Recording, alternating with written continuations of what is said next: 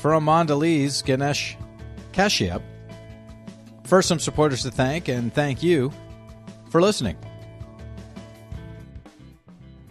This episode is supported by CCW Digital, leaders responsible for operations, information technology, contact centers, customer care, service, and support are invited to register for a free CCW Digital membership.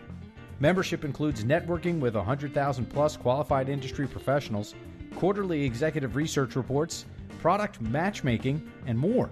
Go to ccwdigital.com to join the community. This episode is also supported by the CCW Conference and Expo. The event will empower you to test, learn, and try the next big thing in customer experience optimization. Are you interested in mining data across touch points for personalized and predictive data? Are you trying to integrate your systems to get a more complete view of the customer? Are you figuring out what innovations to invest in? Chatbots, virtual assistants, AI, VR, biometrics, to name a few? Go to callcenterweek.com to register.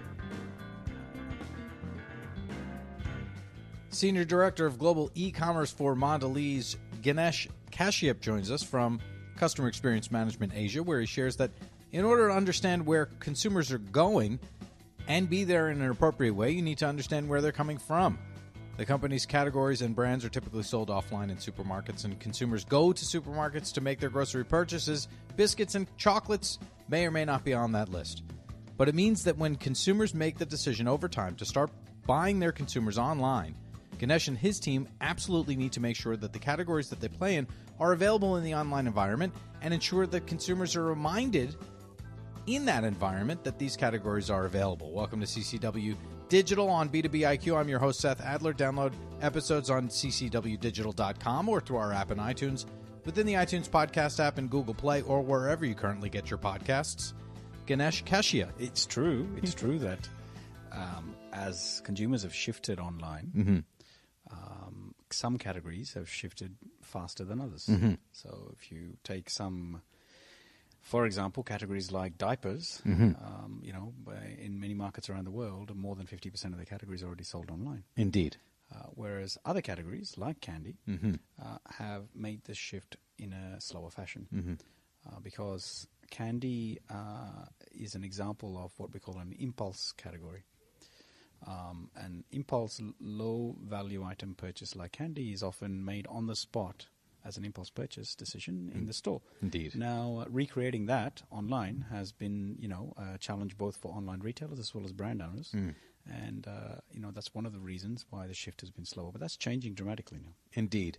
And I say candy bars, Mondelez, the amount of products that you have and must be responsible for is remarkable. Well, there's a lot of products. And by the way, we look at candy as being different to chocolate. I know. I see. You're probably using candy in the generic did I say candy? Yes, of course. We have a number of focus areas specifically as a company. We have biscuits as a category, chocolates, gum, candy, beverages. And we also have some brands in the meals categories, like, for example, with Philadelphia cheese. So the categories are relatively well defined. There's about 4 or 5 categories. Sure. But the assortment or the range within the categories, the number of brands and the number of products, of course, there's quite a few of them. Having said that, we do see that there are a specific set of brands like Milka, like Cadbury chocolates, like Oreo cookies that we see as power brands that are genuinely global in nature. Everybody knows Oreos, type of thing. Exactly right. So it sounds like you have to be where customers are going. Absolutely. You've got a different job than most folks, right? Yes, yeah. Most folks can kind of go where customers are. Yeah. You have to be where customers are going. Get into that a little bit. Sure. So it's true. In order to understand where customers are going and be there in an appropriate way, you've got to understand where they've come from. Our categories and our brands are typically sold in the offline world, in markets like the US, in supermarkets, right? And consumers or shoppers go to supermarkets to make their grocery purchases. So they go in typically with a shopping list with a number of items on that list, and biscuits and chocolate and so forth may or may not be on that list because of their impulsive nature, but that's generally how it works. So that means that when consumers make the decision over time to start to buy their groceries online, we've absolutely got to make sure that we are taking the categories that we play in also to the online environment and make sure that, consumers are reminded in the online environment that these categories are now available to be purchased as part of a basket. Take us through your personal relationship with Alibaba and your professional relationship with Alibaba. I would imagine it's...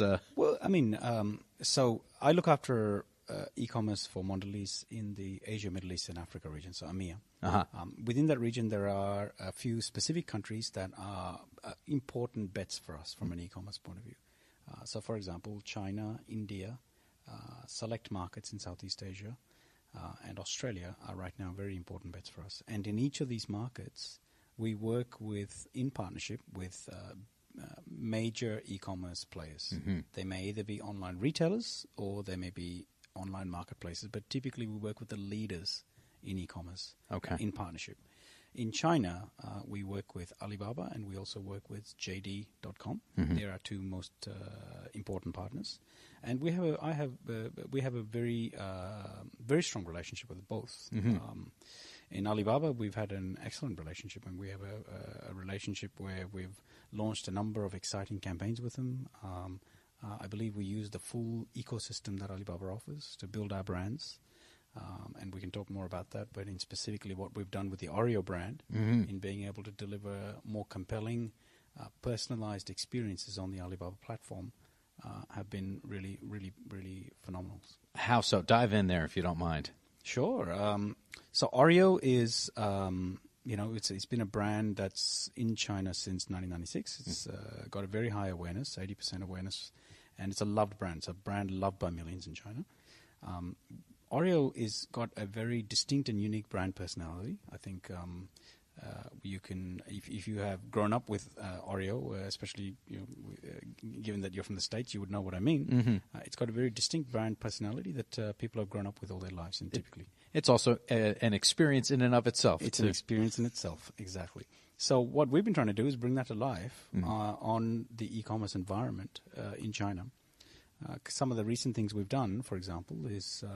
last year, we launched something called Oreo Colorfilled, which was a campaign in partnership with some specific Chinese contemporary artists. And they designed some artwork for us for packaging.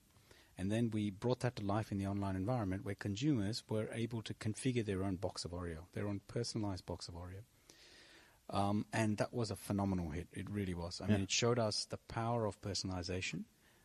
And it showed us how, in the digital medium, you can engage your consumers in a whole different way. Certainly, without question. And they can kind of be with you in terms of creating the product itself. Exactly right. Yeah. They can be with you in terms of creating the product itself, and it gives you a chance to invite consumers to fall in love with the brand again. Yeah. And that's what's exciting about it. You mentioned the ecosystem and Alibaba, and there's other kind of things that have happened which we can get into. Let's get into them. What did you mean? Well, so in most markets around the world, e-commerce players offer brand owners like us a number of levers to build our brands. Okay, that's what I refer to as the ecosystem. So on Alibaba, for example, there is probably the most expansive digital ecosystem that you can find to actually drive brand growth. For example, we can, first of all, on that platform, specifically target our advertising to be very, very focused to the profile of consumers that are most relevant for our brands and our products. We can do that in real time using data. Okay. The second thing we can do is drive more compelling content in terms of live streams and videos on the Alibaba platform, and whenever a consumer then engages with the content and presses like, for example, they become a brand fan. And then when they're a brand fan, it gives us a chance to retarget them again. So through a combination of data, media placement, and content, we're able to create a whole ecosystem that allows us to grow our brands in a way that we could never before. That sounds like a much more dynamic experience than I might have with Amazon.com, for instance. Oh, I think there's an opportunity for you to absolutely do the same with the Amazon platform as well. I think that what you're doing there is the value proposition of Amazon, I think, is about terrific customer service, the widest possible assortment you can find. The long tail, as they exactly, say. Exactly, and very compelling prices, great value. Now, for a brand owner like us, we absolutely work with Amazon and leverage the data to the extent we can to drive, visibility for our brands on the Amazon platform. But we equally bring other sort of platforms into the mix to create our own ecosystem around Amazon. So, for example, we work with Google and Facebook to be able to drive campaigns on social media that then drives traffic to Amazon and grows our brands as well as our sales. Grows our brands, got it. How are you seeing that actually turn into dollars? Oh, so, a best example would be, for example, the kind of things we do in Amazon in India during big festive seasonal events. And we have a very big chocolate business in India with the Cadbury's brand. And, we, for example, most recently for a festival in India called Rakhi, which is a celebration of the relationship between brothers and sisters. And by the way, in modern India, brothers and sisters tend to live in different cities, right? And the idea with the festival of Rakhi is that the sister ties a Rakhi, which is like a bracelet, around the brother's wrist, and the brother then offers a present. Right? Now, how do you do that when you don't live in the same city? So we ran a campaign that allowed you to send a box of chocolates, a beautifully presented box of chocolates with a Rakhi bracelet inside the box that a sister could buy and have it shipped directly to her brother. And then the brother could reciprocate with a return gift. Okay. Now that we activated on the Amazon platform in India most recently, but then we invested very heavily in social media buzz for this campaign. Now that's how it drives into sales conversion, because if you are, for example, leafing through Facebook idly one morning, and in the back of your mind Rakhi is approaching, and you haven't done anything about it, and then you see a wonderful piece of content around Cadbury that says to you, hey, why don't you make your sister's newsfeed this year by sending her a box of chocolates? You think, wow, that's terrific. You engage with the content. And then when you engage with the content and you see it and you really like what you see, there is a available now on Amazon button, which you then press. That takes you directly to the product page on Amazon, and then you're able to place your order there and then.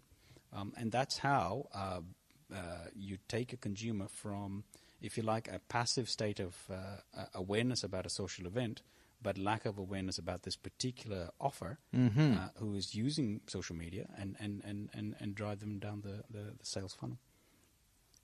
Fascinating in a number of ways. I was not aware of that festival before you just told me about it, but I will certainly be doing something at the next one for my sister. When is this? What time of year is this? It's typically around August. And that is brilliant. That is... You're really starting from a standing stop. A customer that isn't even standing still, not even looking at the starting line. Yeah. And then bringing them through to a sale. Wonderful example. The Oreo example, also a fantastic example of product creation and just being involved with the brand and creating sales. You seem to have great examples here. Do you mind giving us a couple of others? I can give you tons of examples. Yeah. How long do I have, right? So the key to winning in this environment is, I think, understanding your category and your brand promise, understanding what the online or e-commerce player is trying to achieve as a strategy, and combining the two or bringing the two together to drive a compelling offer to a consumer. So if we pan across from India and China down to Australia, for example, which is also in my region, a very different market to India and China. I mean, mostly today, our e-commerce business is with two major supermarket chains in Australia called Coles and Woolworths. And Coles and Woolworths each, operate a online storefront as part of their channel mix. And we work very successfully with both of them to activate our brands and bring them to life as part of a shopping mission. So Coles and Woolworths, the way it works is Coles would be, for example, to use Coles as an example, it would be a classic supermarket experience, the way you might find in a Tesco in the UK or in the US. Or formerly Woolworths in the US, right? Yeah, I guess so. Once upon a time. And so that means that you're essentially talking about and especially if they're purchasing online, you're probably talking about a modern family living in one of the cities that is time poor and is placing orders for a basket of groceries. It's very often for our research has shown that these kind of shopper trips online for groceries tend to be very rational and functional in nature. So, you build the basket potentially over a whole week because you keep thinking, oh yeah, I've got to buy milk and I've got to buy bread, and you add it to your list. And then potentially one night on a Thursday night or whatever, when you're watching TV, you press submit and you press the order and you select your delivery window. Now, in that scenario, what is the role for chocolate and biscuits, especially chocolates? We have a terrific Cadbury business in Australia as well. We worked with Coles earlier this year in April during Easter to create a specific Easter fun box, if you like, that would be fulfilled from the network of Coles supermarket stores, which was a very differentiated kind of sort of seasonal offer that you couldn't find offline. And so as you're making your shopping trip, you would, of course, know in the back of your mind, Easter is coming up. You would see a terrific advertisement online that says to you, hey, why don't you prepare for your kids' egg hunt, so Easter egg hunt that you would run in the backyard. And you would place an order for this, which would be a beautiful Cadbury box. And inside the Cadbury box would be an assortment of chocolate eggs. And those chocolate eggs would be fulfilled from the store. So what we would do is ship our packaging to the store network, and then whenever an order comes through, someone in the store would fill the box up, and essentially, it would be sent to you as a consumer. So that's a great example of how we brought a season to life, an Easter sort of festive season to life, in what would be an otherwise functional, very rational grocery shopper trip, right? On the online storefront of a supermarket chain. Creating the customer experience and doing it in a way that makes sense for that context. Yeah. Rakhi in India, a quirky campaign around packaging personalization in China, bringing to life Easter and Christmas during a grocery shopper trip in Australia. This is the key, and you would notice that in each of these examples that there was a very tight alignment between us and our online retail partner. So that means in the case of Australia, there was a very tight alignment between us and what Coles were looking to achieve. Similarly with Alibaba in China, similarly with Amazon in India. So the entire ecosystem, including the customer. Absolutely right. Yeah. Absolutely. All right, you bring up Australia. I know from walking over here with you that this is where you're from, right? I'm from Australia, yes. Where'd you grow up? I grew up in Melbourne. Okay. And so there's I've been to Melbourne. I loved it. It did rain when I was there. It does rain there a bit. I had the appropriate experience in Melbourne with it raining. And there's the Gold Stars there, the Gold Star Walk. Do you know what I'm talking about? Yes, I do. Fascinating. Yeah. When you were a kid in Melbourne, what were you into? What excited you? When I was a kid in Melbourne, I played sports. Cricket? I played cricket. I wasn't particularly good at it, but I did play cricket. Growing up in Melbourne was terrific. It's a wonderful place to grow up, wonderful place to raise a family. You do experience all 4 seasons in the one day. That is a drawback. But on the other hand, there's a terrific outdoor lifestyle in the whole of Australia, but particularly in Melbourne. And there's a wonderful, as you get into your youth, there's a wonderful range of sort of culinary experiences, restaurants and bars and nightlife and so forth, which is just phenomenal in Melbourne. I think the cultural it's known as the cultural capital of Melbourne, as of Australia in many ways. The Sydney siders may disagree, but well, sure, that's exactly right. That would be the competition, right? Yeah, that's the competition. Yeah. That's right. When did your mind realize what you were good at? So my career has been I've done a lot of things. You know, I spent most of my career in consulting, management consulting. So that's it. I was trying to, because you're sitting here, you're from Mondelez, and Mondelez or Mondelez? How do you pronounce it? It's Mondelez. Mondelez, it is. All right. So Mondelez is actually two words.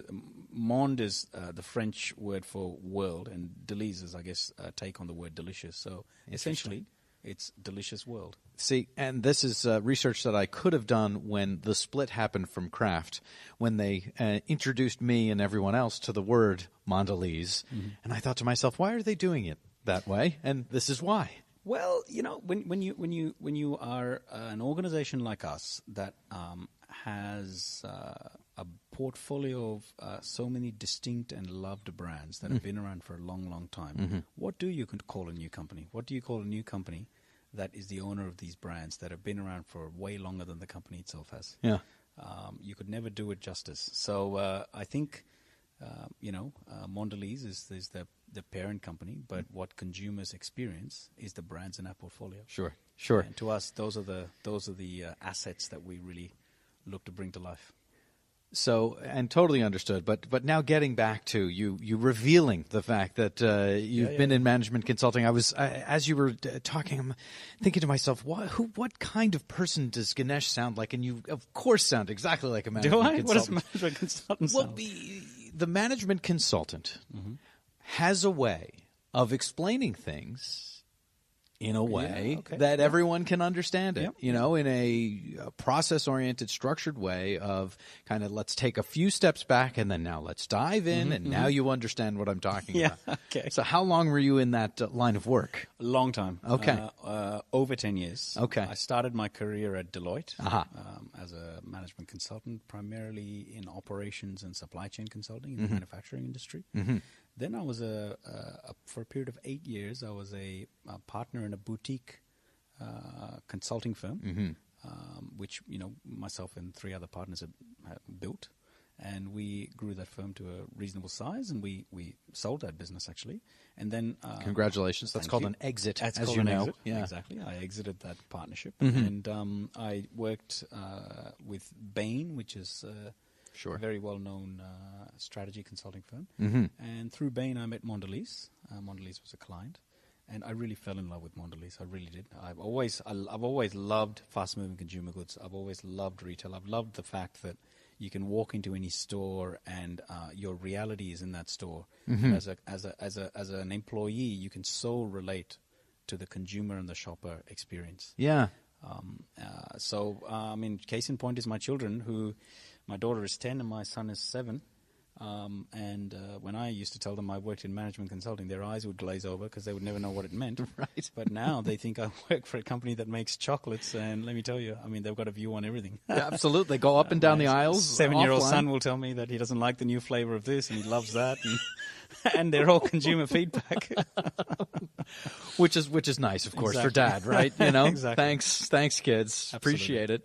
But it's also nice for them go up and down the aisles offline, go up and down the aisles terrific. online. Absolutely right. You are with them, right? Exactly. I wonder, as far as fast-moving consumer goods, you mentioned you were in supply chain early on.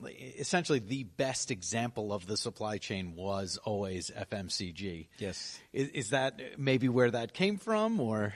Well, so because I've been associated with the manufacturing industry my whole career, even during my consulting, and FMCG is a part of that industry. Over time, I've probably for a 5-year period prior to joining Mondelez, and I've been with Mondelez for 5, so close to 10 years of my 10 years of my life has been primarily in fast-moving consumer goods and retail. You're right; it is it's the prime example of supply chain, supply chain, both supply chain excellence as well as where you can see best practice supply chain be showcased.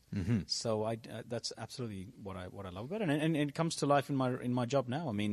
When we talk about working and delivering boxes of chocolates in India for Rakhi, and you're trying to manage that from one end of the country to the other to deliver to a consumer's house in hot weather, to ensure that the product gets there without melting and great quality, etc. That's quite the logistic challenge. So I love that part of solving for the operational and logistics challenges Yeah. needed to deliver a terrific consumer experience. You're using via your whole e-commerce. career in the delivery of that really, product. really Yeah. am. I've got to tell you. Yeah. I really am, Seth. I'm Wh- using my full career. Where did you go to school, I wonder? I went to, in Melbourne. So Yeah. I went to the local school. And, University, I mean. University. Yeah. University. I went to Monash University, which Where's is that? In Melbourne. Yeah. I studied engineering. I see. Electrical engineering. Okay. And then how did the management consulting folks get you from engineering, I wonder? Well, actually, my first job for a very short period of time was with the Ford Motor Company. Doing what? Well, I was a graduate engineer. Yeah. As a graduate engineer. I joined as a graduate engineer in Melbourne, and sadly Ford has very recently pulled out of the country. But back then, Ford used to make cars, and I joined there as a graduate engineer. But, I think at that stage of my life, I wanted to get, first of all, I wanted to travel. Mm-hmm. And secondly, I wanted to experience rapid experiences across many different organizations, and consulting felt like the right fit. So management that's how I ended consulting up. will certainly do that I got for a lot you. of travel, and absolutely. But because of that association with Ford at the beginning, and my association of having been an engineer or studied engineering, I was always anchored to the manufacturing sector right from the beginning. Got it. Did very little consulting work for banks, for example. Right. So it's home. Manufacturing is home. Manufacturing was home right from the beginning. So we could talk all day. Unfortunately, I have 3 final questions. I'll tell you Sure. what they are and ask you them in order. What's most surprised you at work? And we kind of just dotted the line as far as your career is concerned. So what's most surprised you at work? That's the first question. What's most surprised you in life? And on the soundtrack of your life, one track, one song, that's got to be on there. But first things first, from graduating out into Ford and making your way all the way to Mondelez, what's most surprised you at work? So I have been, in recent times, amazed at the role. Through all my career, I've seen great leaders, rally organizations and so forth. But I think through my consulting life and even through my early years with Mondelez, I was a big believer. There's a concept of a heart and head. I was a big believer in leading with the head. About sort of a rational, financially anchored way of leading people and leading a business. Everybody will understand this. All I have to do is plainly explain it. Exactly right. And I think that is the way most organizations are managed, but particularly through this establishment of a e-commerce unicorn, if you like, with Mondelez. What I've been amazed by is the power of a vision, and the extent to which it can rally people in a very large organization. I think I've been amazed at over the last 2 to 3 years the extent to which we've been able to get people in our own organization at various levels to sort of really get behind this vision of what we're trying to achieve in e-commerce. And it is, I don't believe that it is the financial results and the promise of revenue growth or what have you that's driving people. I think it's genuinely the impact we can have on consumers in a whole different way. Totally. And I think that I've been amazed by the power of that as a vehicle for getting people to move in a single direction in a very large company. If I'm working within your organization and you're telling me we can assist in the relationship between a brother and sister through our product, that's the heart right there. Right. True. I mean, we've always done that. We've always had offers for those kind of relationships, but in the online environment, we're able to bring that to life in a very different way. Yeah. And I think that's what has really resonated with the people in our organization. So that's a good one for work. What's most surprised you in life? Wow, that's a broader question. Indeed. What continues to surprise me in life is how exciting it is to keep reinventing oneself. I mean, I feel like I have just done so many different things, from starting as an engineer in the shop floor of a car manufacturing plant through to implementing process improvements in a supply chain during my years at consulting, through to then being a partner and a business owner in a startup which grew into quite a large mid-sized organization. Through to then reinventing myself by joining Mondelez and really immersing myself in the world of fast-moving consumer goods and retail. I just keep keep surprising myself on how exciting it is to keep reinventing. Yeah, you would expect. Well, I've been doing this for so long. How does it continue to be new? How does it continue to be new? So Right? really, that's really exciting stuff, and you learn something every day. Yeah. You learn something every day. Yeah, absolutely. As long as you're trying to learn something. As long as every you're day. trying to learn something, but it keeps you alive. Certainly. On the soundtrack of your life, one track, one song that's got to be on there. One track, one song. Wow. I don't know. Well, let me help. You were in university at Melbourne, Yes. right? You're getting ready to go out with the boys. What kind of music do we put on in that moment? What kind of music did we put on at that moment? I mean, during my early years, I loved sort of some of the big bands that came out of Australia. I mean, In Excess and so forth were terrific. When we were going out, we loved we played dance music or heavy metal or whatever. I mean, those are the kinds of things to get us all fired up. Right. So I can't think of a particular song. No, that's fine. Well, what In Excess song would we mention? Because In Excess has not been mentioned yet. Well, You're One of My Kind. That's a fantastic. There you go. That's probably. I love that track. I mean, that's there. We've done it. Ganesh, thank you so much. Really appreciate your time. Cheers. Thank you very much. Appreciate it. And there you have Ganesh Kashyap. Through a combination of data, media placement, and content, we're able to create a whole ecosystem that allows us to grow our brands in a way unlike ever before. Very much appreciate Ganesh, all of his examples, his time, your time. Stay tuned.